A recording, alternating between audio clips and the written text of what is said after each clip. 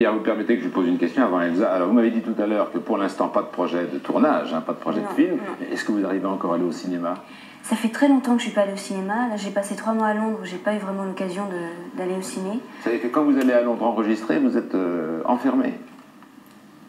Non, mais enfin bon, c'est vrai qu'on commence tôt, on finit tard, et puis qu'on n'a pas forcément envie d'aller au cinéma après. Et ça vous manque pas?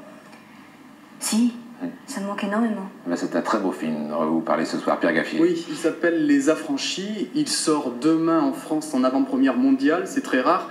Et il est signé, c'est une référence, Martin Scorsese, qui à mon avis est, à mon humble avis, un des réalisateurs les plus fascinants actuellement, avec Stanley Kubrick et Denis Arcand. Et si on ajoute en plus que ce sont les retrouvailles Scorsese-De Niro qui ont fait au moins ensemble 2 films inoubliables, Taxi Driver et La Valse des Panthères, on se dit que ce film apparemment a tout pour plaire. Alors souvenez-vous, il y a 2 ans, Scorsese avait raconté la dernière tentation du Christ. Là, il raconte, je crois, la première tentation de l'homme, à savoir être un gangster. Il raconte la vie de Henry Hill, qui est un homme qui existe vraiment. C'est une vraie histoire. C'est une vraie histoire. Et c'est quelqu'un qui n'a pas dit comme tout le monde, quand je serai grand, je serai avocat comme papa. Il s'est dit, quand je serai grand, je serai voyou. Et il est devenu voyou, et après 50 ans de bons et loyaux services envers la mafia, il a décidé, pour sauver sa peau, de balancer celle de ses copains. Il est vraiment devenu mafioso à New York. Voilà, à New York.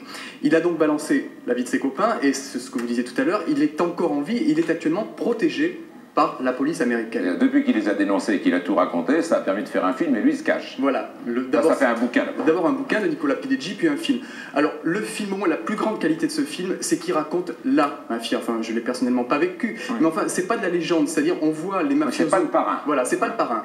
On voit les mafiosos se marier, divorcer, on les voit dans leur vie de tous les jours, dans les petits à côté. Il n'y a pas uniquement des bagarres, parce qu'en fait il y a eu déjà le parrain, et puis Il était une fois en Amérique, qui étaient 2 films de la mafia, et tous les 3 étaient joués par De Niro. À sa place, je m'inquiéterais, ça veut dire qu'il a une vraie gueule de mafioso. Mais en fait, le film de Léon, par exemple, c'était la légende, tandis que le film de Scorsese, c'est le vécu. Ce sont les tripes, ce sont les hommes réels. Et en fait, on peut le comprendre parce que Martin Scorsese est né à New York, dans un quartier de gangsters, et lui, c'était un jeune homme asthmatique, qui avait beaucoup de problèmes et qui a vécu dans la violence. D'ailleurs, sa mère joue le rôle de la mère de mafioso dans le film. Et c'est un type, Martin Scorsese, qui est passionnant parce qu'il avait envie de devenir prêtre, et puis il est devenu cinéaste. C'est peut-être ce qu'aurait dû faire Monseigneur Lefebvre. Et donc il a envie maintenant de montrer l'homme face à ses hésitations et face à ses complexes. Et ça, c'est vraiment passionnant. Et les acteurs?